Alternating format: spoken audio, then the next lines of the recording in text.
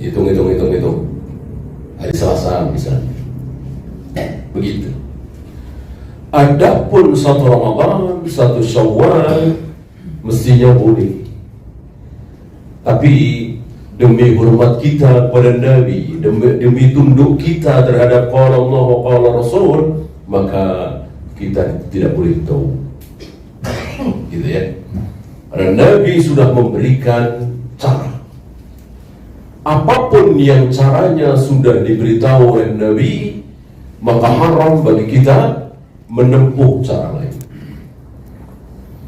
gitu ya. Cara menentukan 1 Ramadan, 1 Syawal sudah diajarkan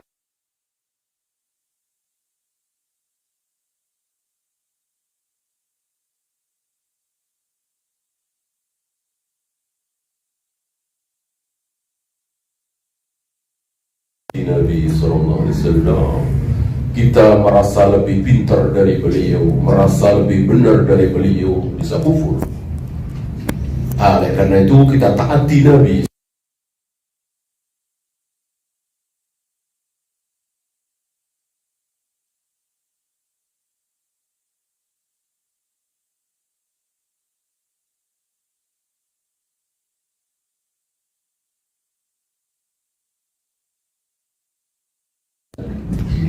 Fa'in kuma, jika belum, maka genapkan Sya'ban 30 hari, genapkan Ramadan 30 hari. Selesai, mudah, murah, sederhana sekali. Ya. Nah, kembali kepada seruan tadi. Di malam 1 Ramadan, ketika matahari baru saja tenggelam, ya baghiyal khair, wahai para pencari kebenaran, aqbil, siap-siaplah menghadap. Ini saatnya, gitu. Yang biasa dengan sholat, yang biasa dengan baca Al-Quran, yang biasa dengan zikir, yang biasa dengan sedekah, dan seterusnya.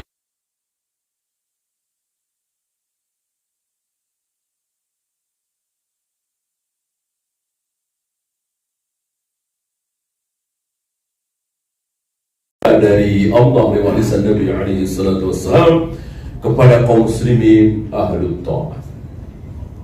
Sebaliknya, ya bagi syar, wahai yang biasa melakukan keburukan, biasa ketinggalan sholat, biasa tidur subuh kesiangan, biasa berzina, minum khamar, berjudi, amsik, tahan.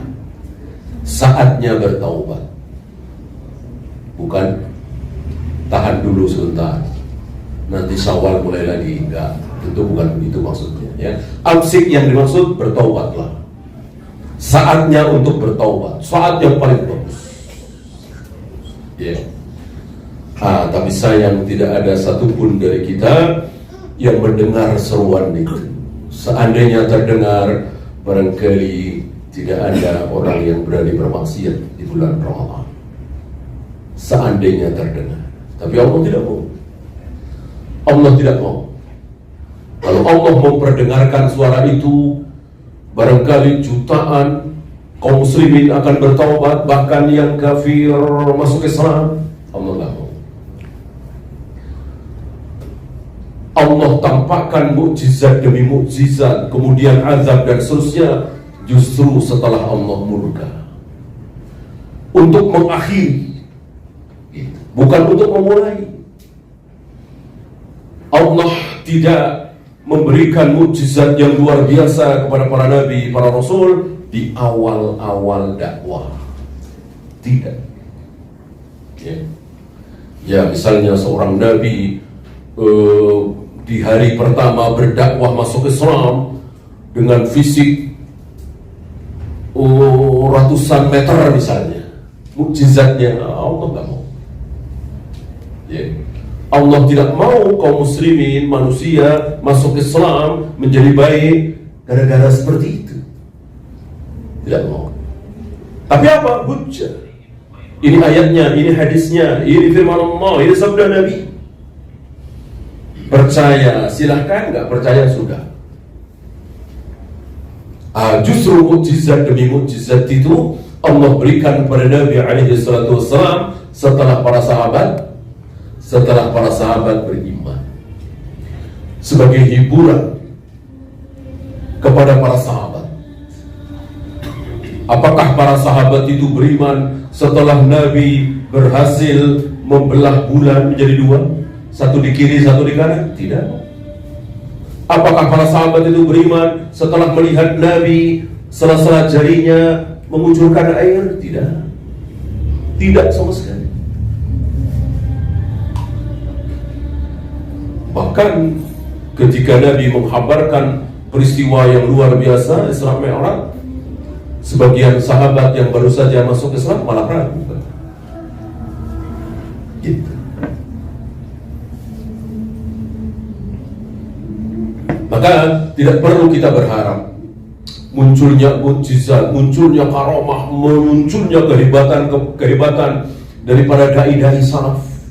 Mungkin dari kita ada yang sedikit berhayal, berpikir ya, itu dai-dai sesat, ada yang bisa terbang, ada yang begini, karomah-karomah luar biasa. Kenapa saya Utsaimin tidak ya? Kenapa saya bin Bas tidak ya? Kenapa saya Albani tidak? Ya, jangan berharap. Jawaban simpelnya kan insya Allah antum dengar kan, Kiai Fulan, Syekh Fulan bisa sebentar sholat di Masjidil Haram, sebentar sholat di Istiqlal, sebentar sholat di Palestina, Masjidil Aqsa, macam-macam ceritanya. Ada yang semobil dengan Rasulullah katanya, ngobrol sama Nabi SAW. Ada yang apa itu pas asraqal badru alaina, pada berdiri tiba-tiba banyak dari mereka yang pingsan. Antum tahu kenapa pingsan? Mereka tidak tahan melihat Rasulullah datang, pingsan. Wah, pokoknya hebat-hebat, sakti-sakti gitu. Kenapa saya bin Bas tidak, saya Utsaimin tidak, saya Albani tidak, murid-muridnya saya Ali Hasan, saya Masyur Hasan Salman dan Musa Hasan, dia hidup biasa aja sama dengan kita, nggak makan lapar, nggak minum haus dan seterusnya ya. Jawaban simpel ada, karena ulama-ulama kita ini jujur, tidak mau ngarang cerita gitu. Jujur, nggak mau ngarang cerita. Kalau toh ada karomah 1-2, ya tidak perlu disebarluaskan.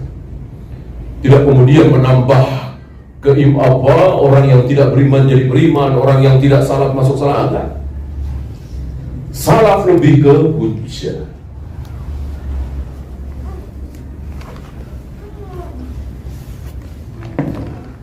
Ya, saya mulai dengan 3 perubahan. 3 perubahan dalam masalah puasa malam. Sama dengan salat juga mengalami 3 perubahan. Ini ditulis dua-duanya oleh Ibnu Katsir. Dulu salat menghadap Masjidil Aqsa, ya kan? Berubah kiblat jadi ke Masjidil Haram. Dulu salat boleh ngejar, gitu, boleh ngejar. Jadi misalnya imam sudah dapat 2 rakaat, ya, Nabi sholatnya lama gitu, boleh mengejar, nanti salamnya bareng. Satu ketika Mu'ad bin Jabal telat dan Mu'ad tidak ngejar.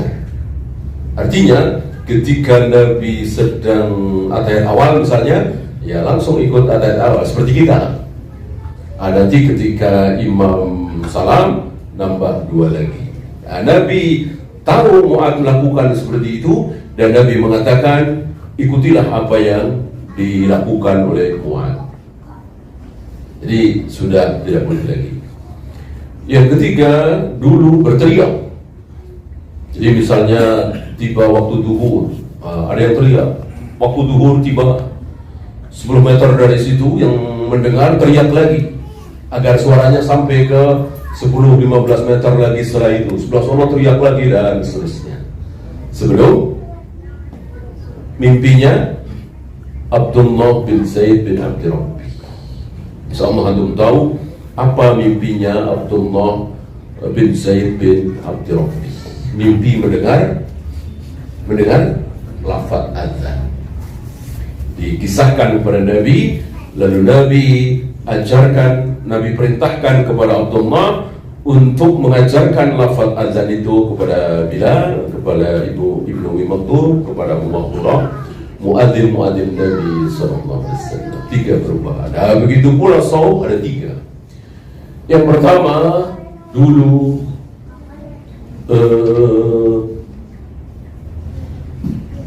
boleh milih. Dulu boleh milih. Mau puasa Ramadan silakan, mau tidak puasa silakan. Tapi bayar fidyah. Makanya banyak yang tidak faham dengan wa 'alal ladzi yutiqunahu. Barang siapa yang mampu, ya, maka fidyatu tu'amin miskin. Sering diterjemahkan sebaliknya, barang siapa yang tidak mampu berpuasa, maka dia bayar fidyah. Keliru. Ayat itu berbunyi, barang siapa yang mampu, artinya punya uang, punya makanan lebih, maka silahkan membayar fidyah. Nggak puasa nggak apa-apa.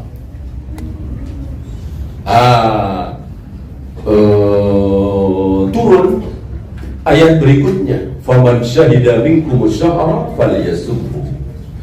Barang siapa di antara kalian yang mendapati bulan Ramadan, maka dia harus berpuasa. Ayat ini menghapus ayat tadi. Walaupun secara lafaz masih ada ayat itu sampai sekarang masih dibaca, tapi secara hukum sudah terhapus. Jadi tidak boleh ada pilihan. Ketika kita sampai ke bulan Ramadan, mau tidak mau harus puasa, kecuali yang sakit, safar, haid, nifas, dan seterusnya, hamil, menyusui, gitu ya.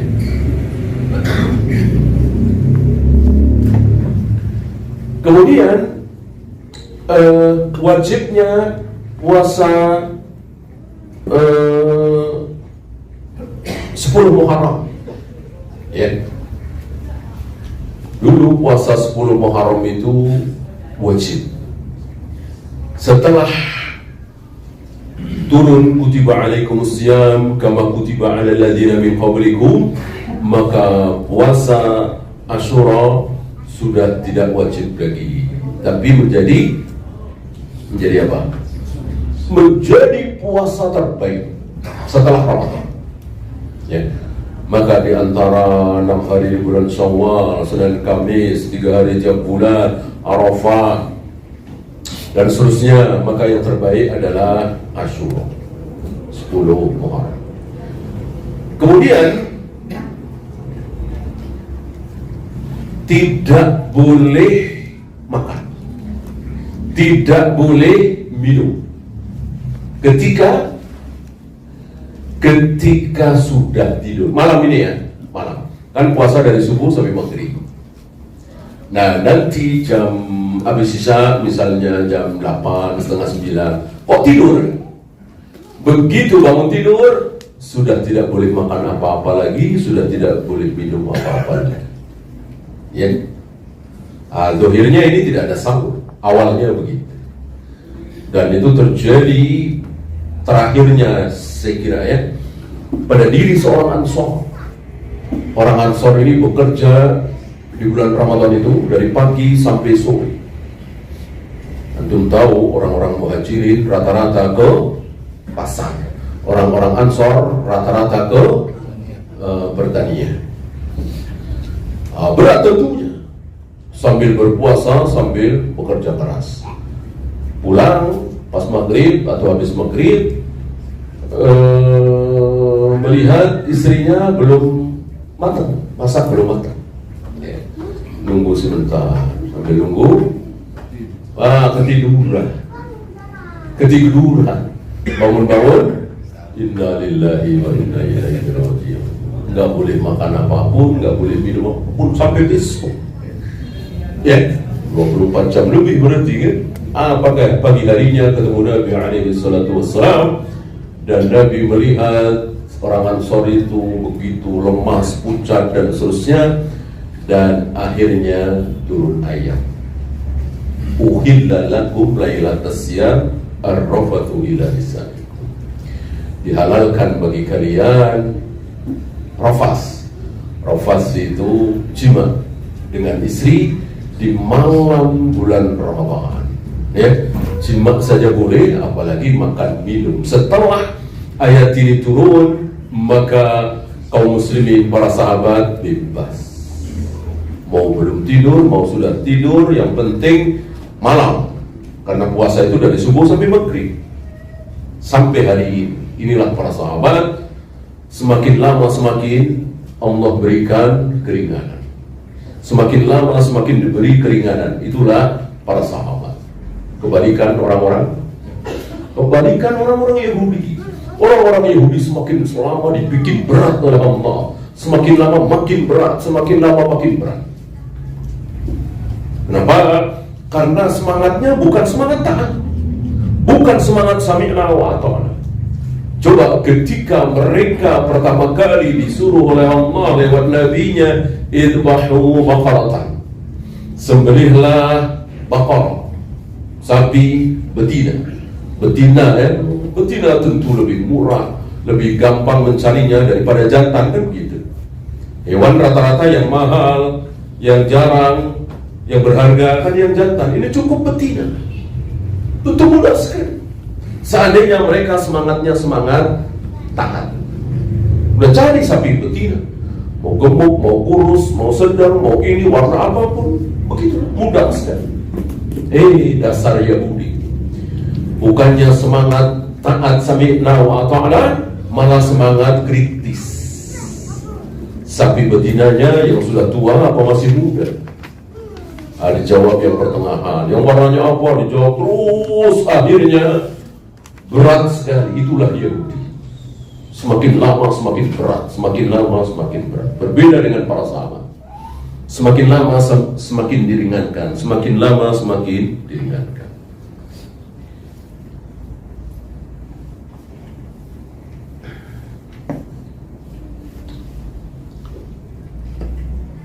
Insya Allah kita tidak bahas banyak mengingat waktu.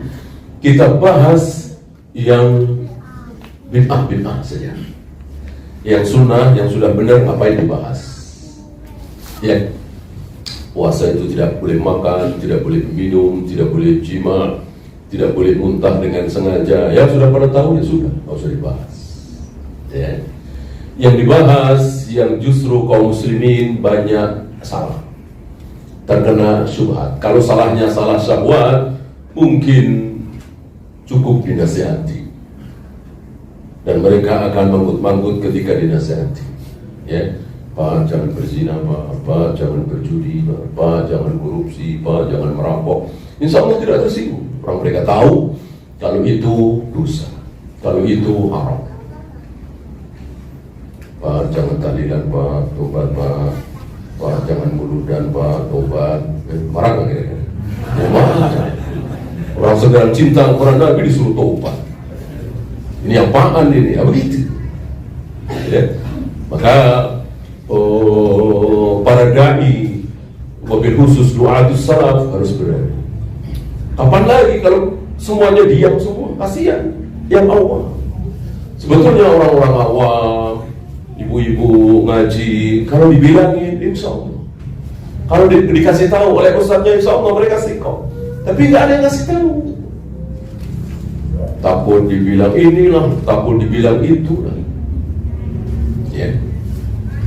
Coba tahun 60-an atau tahun 70-an, banyak ustadz-ustadz, kiai-kiai yang mengatakan ibu-ibu wajib pakai jilbab, ibu-ibu rambut ibu aurat, leher ibu aurat, betis ibu aurat wajib ditutup. Insya Allah mereka sikap dengan kiainya, gurunya, ustadznya. Tapi sayang, tahun 60-an, 70-an hampir-hampir tidak ada yang menyampaikan ini. Bahkan di pengajian nggak pakai jilbab, kerudung saja. Masih kelihatan rambutnya sedikit, masih kelihatan lehernya. Anak tidak disampaikan. Walillahil hamd. Dari tahun 2000 ke sini ya, 90-an, 2000 ke sini, Begitu gencarnya para asatidz, para da'i menyampaikan wajibnya jilbab. Alhamdulillah, itu berkat dakwah.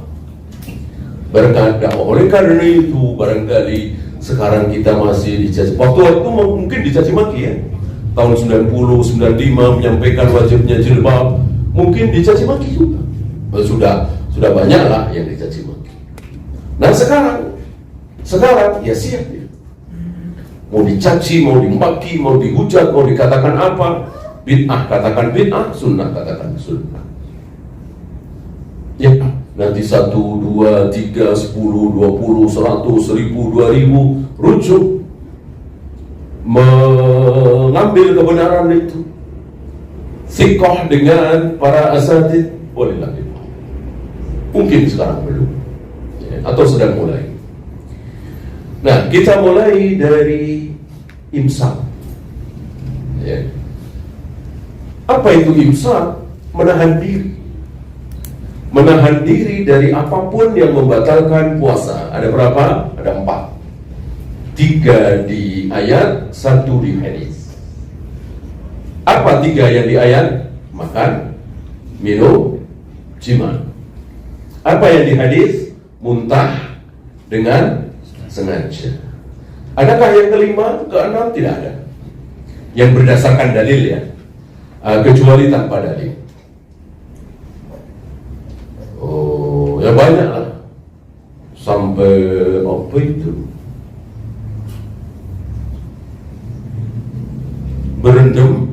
Berendam di air seperti renang misalnya, lalu kentut.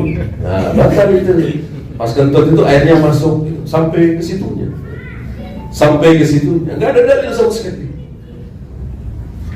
Ya, air kemasukan, kuping kemasukan air lah, apalah, tidak, ya. Cuma 4 itu.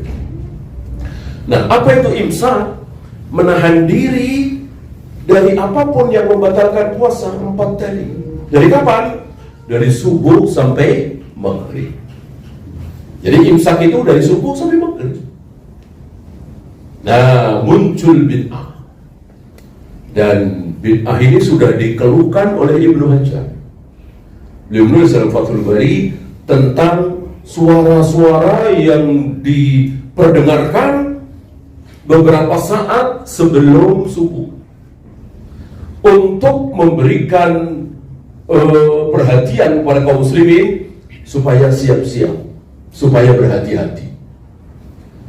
Jadi ketika subuh betul-betul tidak ada makanan, tidak ada minuman yang sedang dimakan, yang sedang diminum. Beliau mengatakan ini sebuah keburukan ini di zaman beliau ya. 700-800 tahun yang lalu ya. Sampai hari ini akan ditulis di jadwal. Ini jelas menyalahi apa yang terjadi pada diri Rasul dan para sahabat.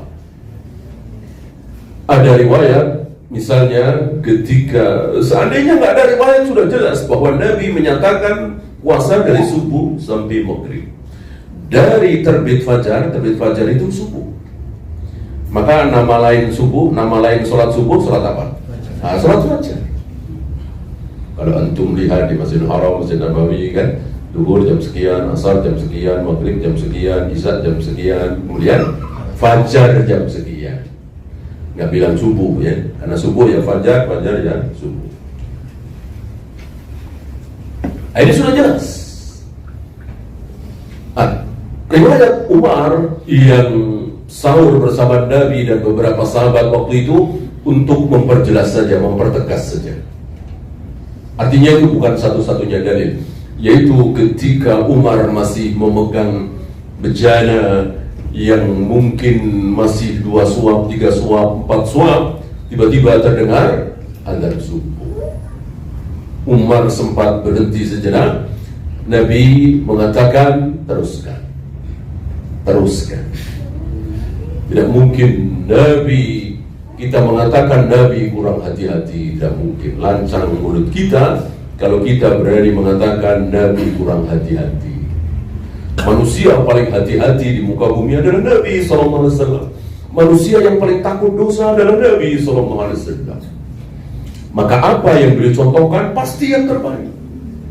Oleh karena itu ketika kita makan atau minum, atau masih ada minuman yang belum kita minum, mungkin setenggak, 2 tenggak lagi, kok terdengar azan subuh, maka habiskan.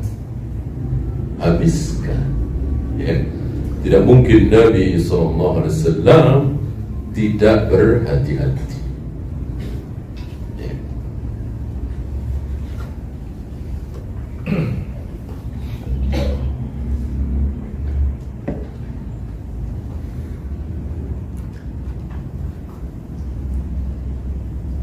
Kemudian tentang sering kita dengar dibukanya pintu surga, ditutupnya pintu neraka, dan diikatnya para setan, sufidatis syaitan. Sering ada pertanyaan, kalau setan-setan diikat, kenapa di muka bumi masih ada? Masih ada maksiat. Menarik ini. Karena tidak mungkin ada maksiat tanpa setan. Ada yang menjawab dengan jawaban yang keliru. Itu bukan setan. Ya. Tapi hawa nafsu dia sendiri. Tentu ini sebuah kesalahan. Kenapa? Karena semua keburukan adalah setan. Hanya setan ada 2. Minal jinnati wan nas. Kadang dari jenis jin, kadang dari jenis manusia. Karena setan itu bukan zat. Kalau jin kan zat, manusia zat, malaikat zat, kayu, air, gelas, ini itu zat. Adapun setan bukan zat, tapi sifat. Seperti baik, buruk, panjang, pendek, besar, kecil. Itu kan bukan zat, tapi sifat. Begitu pula setan. Setan itu sebuah sifat keburukan. Semua keburukan wajib kita katakan setan. Nah, hanya berupa 2. Minal jinnati wan nas. Kadang dari jenis jin, kadang dari jenis manusia. Mana yang diikat? Ya tentu dari jenis jin.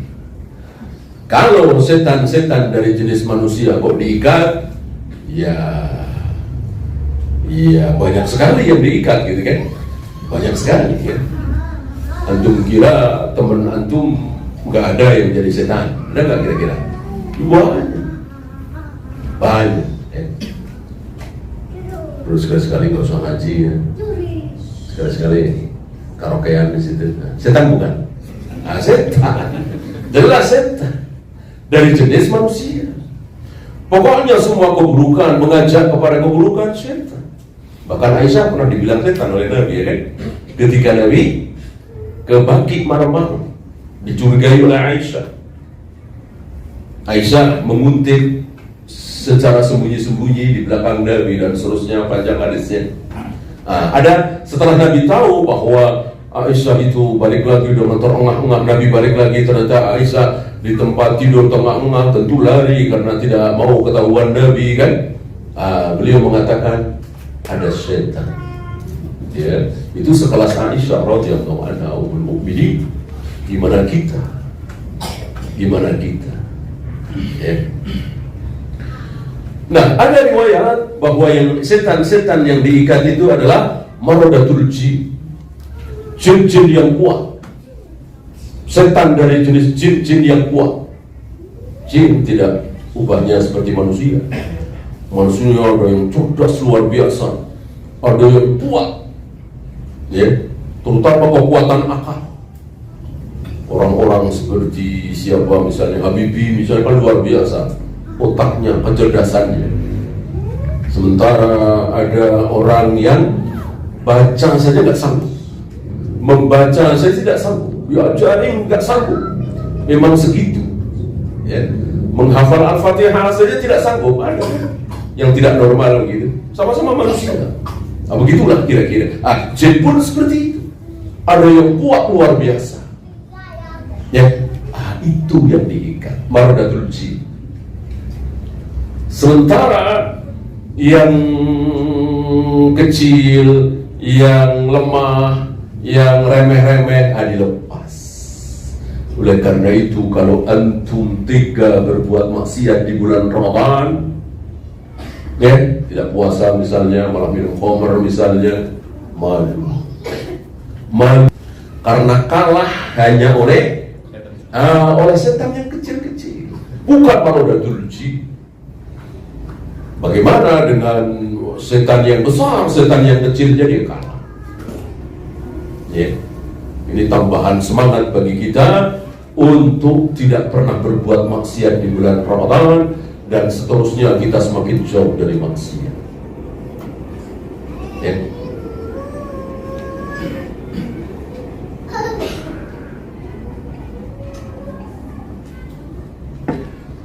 Adapun dampak dari diikatnya setan kita lihat di bulan Ramadan, terutama di negeri-negeri Islam, di Indonesia, di Jakarta ini. Apakah ada bedanya suasana masjid-masjid antara Ramadan dengan bukan Ramadan? Ada bedanya kan? Ada. Jamaah tambah banyak, ya kan? Yang biasanya makan siang, ini sholat duhur berjamaah tambah banyak, ya kan?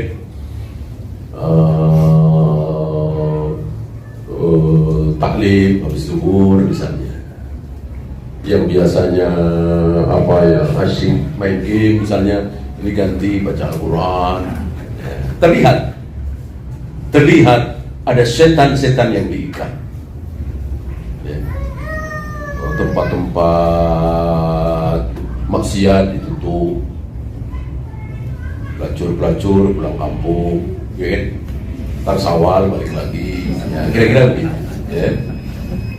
Sudah masuk Isya?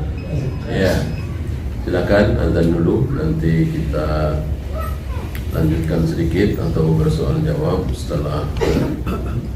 Sallallahu ala Muhammadin sallallahu alaihi wasallam. Akhir da'wana alhamdulillah. Alhamdulillah, salatu wassalamu ala Rasulillah. La haula wala quwwata illa billah.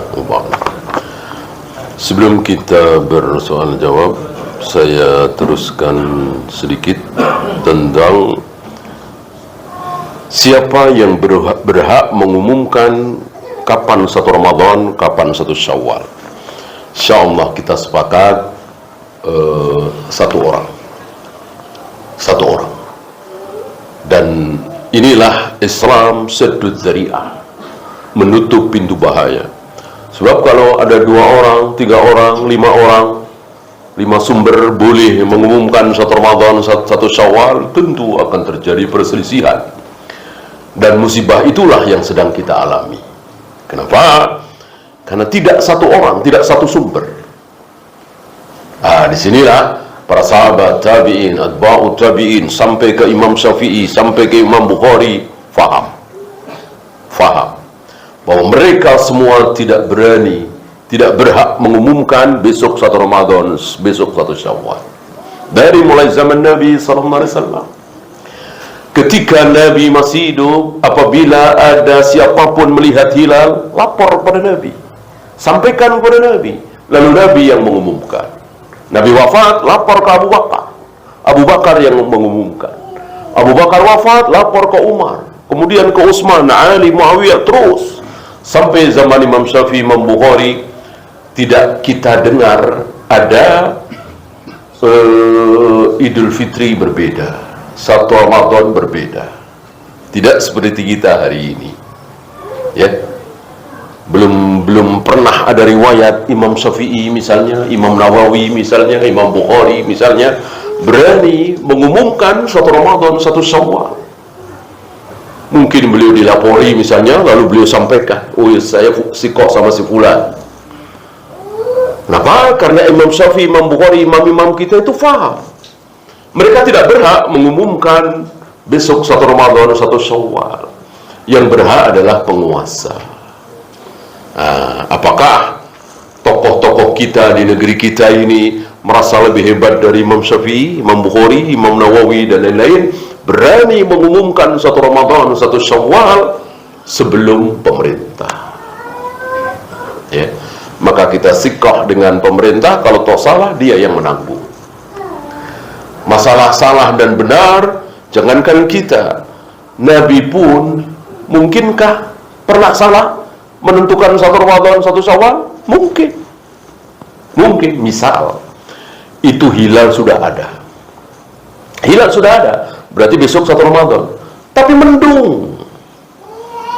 mendung. Maka genapkan Sya'ban 30 hari.